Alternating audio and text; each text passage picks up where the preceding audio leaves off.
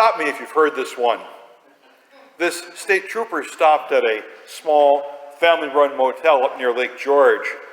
Stopped because they were looking for a missing person. They wanted to show someone a picture and see if they'd seen anybody.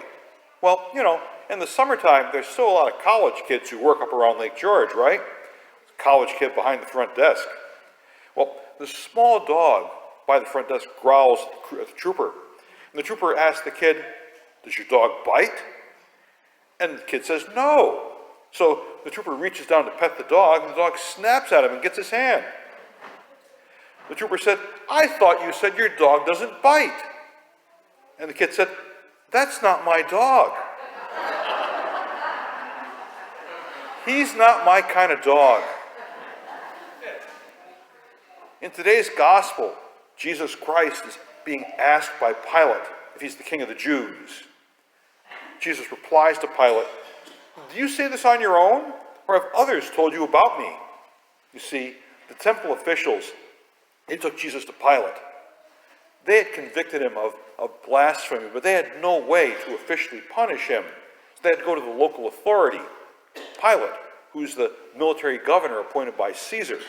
Well, to the officials, Jesus was a blasphemer. But to Pilate, he's got a different question in mind. King of the Jews, huh? Is this guy a threat to the emperor? I mean, what kind of king will he be? The temple officials and Pilate are looking at different things. To the temple officials, they say, "Jesus is not my king." Pilate is thinking, "Jesus is not my kind of king. He's not a threat." Some of the temple officials, they're looking for a powerful king who will raise Israel up again to be the kind of nation that they were when we look at the history of the Old Testament, the Hebrew Scriptures. They want the king, the Messiah, to be someone who would be strong for Israel and make them a great nation again. Others, well, they wanted the Messiah to be a learned rabbi. So others, something in between those two. Pilate, well, he's concerned, will this king of the Jews be a threat to the emperor? Will he be the kind of king who will be powerful and strong and ruthless like Caesar? Will he reign by the maxim, might makes right? Will he be enough of a threat that Pilate will see fit to punish him and kill him? Hey, too much palace intrigue for first thing in the morning for me. Remember Psalm 146? Do not place your trust in princes. All this happens before Jesus is crucified. And the question of the day is, well, what kind of king will he be? But before Jesus' birth, the question is, we're waiting for the Messiah. What kind of Messiah will come? Who will the Messiah be, and what kind of Messiah will he be? Some want a worldly king. Others want a learned one. And again, everything in between. You'll hear more about this in the Advent readings in the weeks to come. But right now, Jesus stands before Pilate. The temple officials want Pilate to shed Jesus' blood. Jesus stands before Pilate, ready to shed his own blood, to be a very different kind of king, with a very different kind of reign. Not the kind of king that either the temple officials or Pilate are expecting. Sad to say, human history is filled with the examples of choices that we have made that show our own human taste for people who exercise power on our behalf, power and influence. Looking back, most Catholic historians look at the era of the Crusades or look at the Inquisition and wish they'd never happened. Too many excesses happened at that time.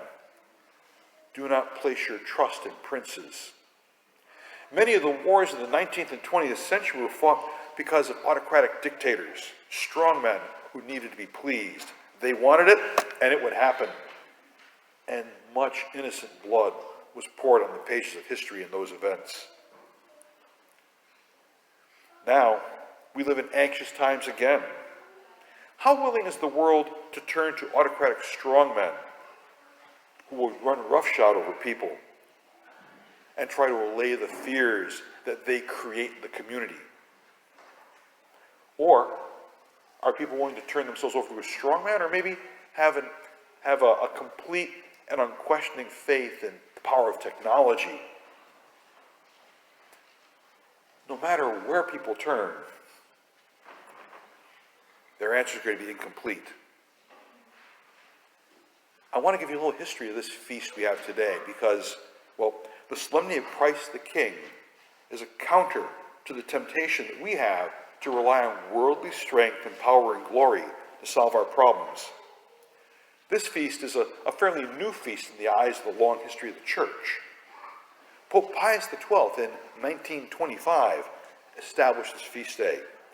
And he did it because he was very concerned about the deep and unbridled nationalism that was emerging in Europe in the midst of growing economic chaos. He saw seeds of unrest. He saw violence on the horizon. In a few years, World War II broke out in 1931 between Japan and China.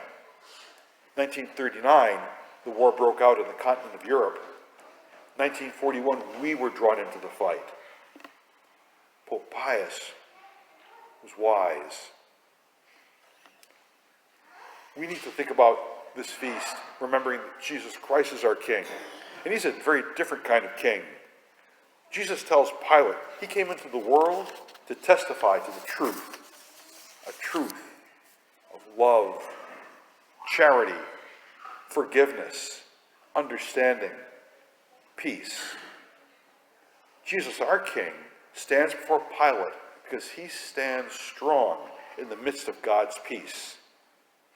God's peace for all people. Now, if our gospel reading went one more verse, you would have heard a very famous quote from Pilate. Pilate asks, "What is truth?" For Pilate, truth is whatever he wants it to mean.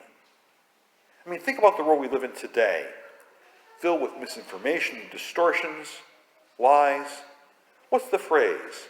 Alternative facts? Alternative facts meant to hold people down, hold them back. Because Jesus is here to save everyone. God's creation confers dignity upon us. Our baptism confers a deeper dignity upon us, a dignity that no one can take away from you. And in the Gospels, we encounter the Jesus who stands with the weak, the poor, the vulnerable, the voiceless, people who others seek to strip them of their dignity. He stands with them and stands against all those who would use their power and all their worldly means against the weak, the poor, the vulnerable, and the voiceless. He stands with them, and they stand with God's everlasting truth. Now, how far will Jesus go in this quest for the truth? Well, he goes to his death. Jesus, who is our King, Christ our King, does not reign on a throne. He reigns from the cross. And he witnesses to the truth that he comes to renew the world in the name of his Father. Truly, Jesus is our kind of King. And we are called and blessed and filled with God's dignity and love. We are his kind of people.